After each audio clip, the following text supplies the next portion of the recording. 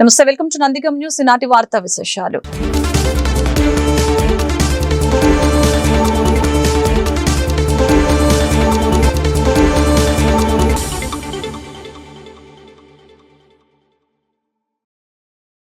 తిరుమల శ్రీ వెంకటేశ్వర స్వామి లడ్డు ప్రసాదం తయారు చేసిన నెయ్యిలో జంతువుల కొవ్వు కలిసిందని ఆరోపణలు అబద్దమని సిబిఐ దర్యాప్తు సంస్థ దాఖలు చేసిన ఛార్జిషీట్లో నిరూపితమైన దృశ్య చంద్రబాబు నాయుడు మరియు పవన్ కళ్యాణ్ వైఎస్ జగన్మోహన్ రెడ్డికి తక్షణమే బహిరంగ క్షమాపణ చెప్పాలని డిమాండ్ చేశారు. నెయ్యిలో కల్తీ కలిసిందని ఆరోపణలు ఎదుర్కొంటున్న బోలేబాబా డైరీ గత టీడీపీ హయాం నుంచే తిరుమల దేవస్థానానికి నెయ్యి సరఫరా చేస్తుందని తెలియజేశారు.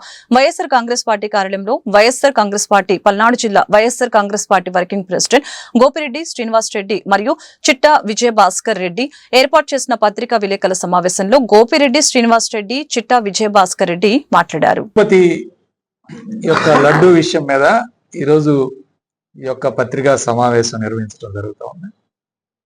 ముఖ్యంగా ఆంధ్ర ప్రజలకు,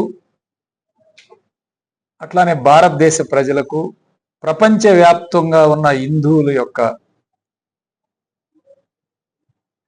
గొప్ప దైవం శ్రీ కలియుగ వెంకటేశ్వర స్వామి.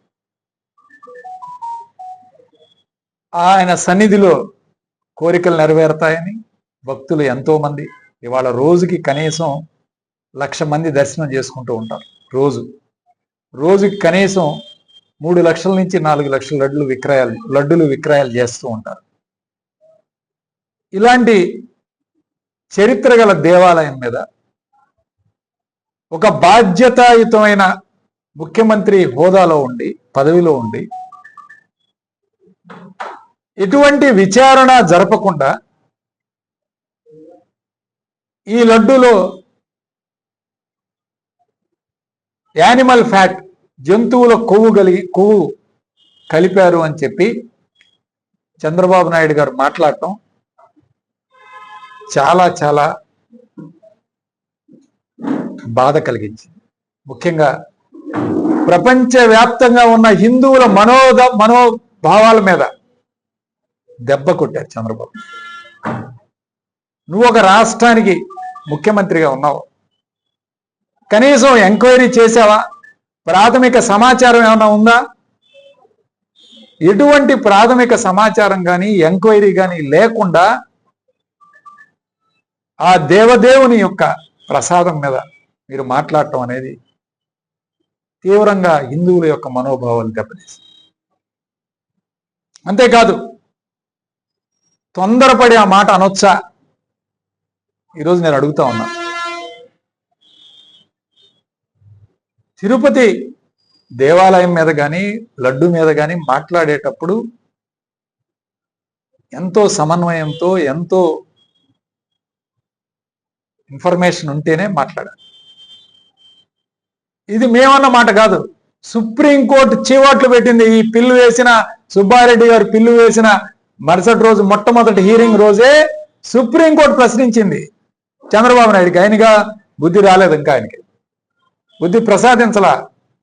ఆ రోజు సుప్రీంకోర్టు మాట్లాడింది, మీరు ఇలా మాట్లాడొచ్చా, మీకు ఏ సమాచారం ఉంది? చరిత్రలోనే ఆంధ్రప్రదేశ్లో భారీ కుట్రకు తెరమరుగయ్యింది. చంద్రబాబు నాయుడు గారు అధికారంలోకి వచ్చిన తర్వాత నోటికొచ్చినట్టు మాట్లాడటం మొట్టమొదటిగా అది ఏందయ్యా అంటే, తిరుమల తిరుపతి లడ్డు కల్తీ వ్యవహారం, జంతువుల కొవ్వు కలిసిందని,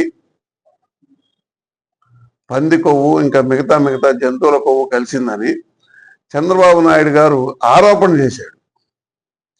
ఆయన ఆరోపణ చేసే టయానికి ఎటువంటి ఎఫ్ఐఆర్ లేదు, ఎటువంటి దర్యాప్తు లేదు. నోటికొచ్చిందే విధంగా చంద్రబాబు నాయుడు గారు ముఖ్యమంత్రి హోదాలో ఉండి ఆరోపణ చేశాడు. దాన్ని అనుసరిస్తూ పవన్ కళ్యాణ్ గారు పబ్లిక్ మీటింగ్లోనే లడ్డు తయారీలో పంది కొవ్వు కలిసింది 2019-2024 మధ్య ప్రాంతంలో జగన్మోహన్ రెడ్డి గారి గవర్నమెంట్లో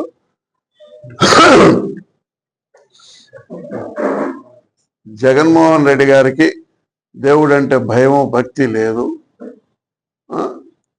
ఆయన 15 సంవత్సరాలు రాకుండా చేస్తాం, 15 సంవత్సరాలు ముఖ్యమంత్రిగా కాకుండా జనంలో లేకుండా చేస్తామని నోటికొచ్చినట్టు ప్రలాపనలు చేశారు.